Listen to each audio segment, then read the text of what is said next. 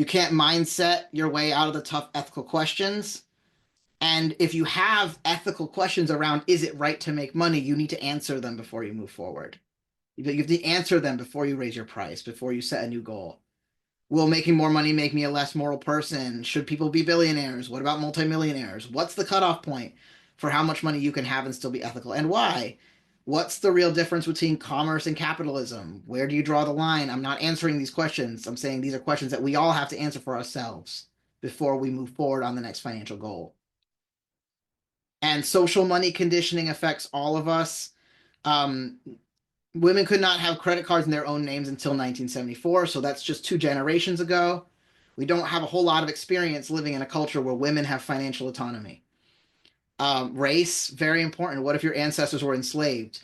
What if your people were slandered or are slandered as greedy, savage, territorial? Even if you are European, your ancestors were marginalized by feudalism or being used to achieve the goals of higher status people. And the identity of being white, the illusion of being white, cuts us off from our true ancestral origins. And I say I'm part European descent, and it's also true for people of color who have ancestral history of imperialism.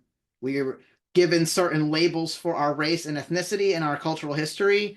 All of that needs to be deconstructed, especially as it relates. If we're focused on business and changing our business mindset, we carry that generational trauma and stereotyping and labeling and a misalignment of who we really are. And all that needs to be deconstructed.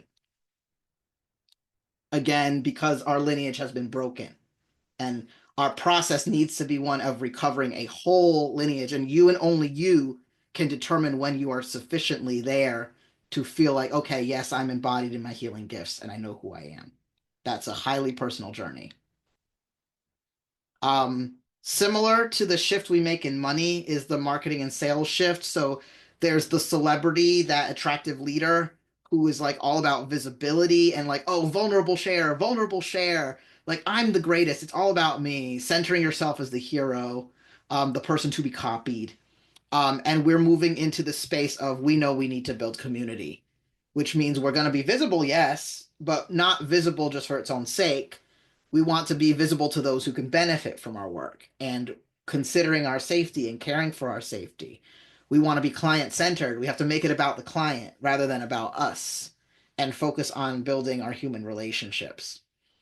So that's this shift, I feel, is a parallel to the money shift because the celebrity dynamic, being a business celebrity and the person that everyone's going to copy, is its own roller coaster because you have to be on it and you have to be perfect at all times. You have to be that authority. And if you aren't, then it feels like a huge failure. And when you realize your business depends on that, then there will be feast and famine. So we need to move into sustainability. Um, so we're learning and growing together. This is not an individual process, it is together. People are craving realness, humanity, authenticity. And because of that, we don't need to fear competition because each one of you is truly special and unique. So you don't have to engineer that uniqueness. You don't engineer charisma or cult of personality.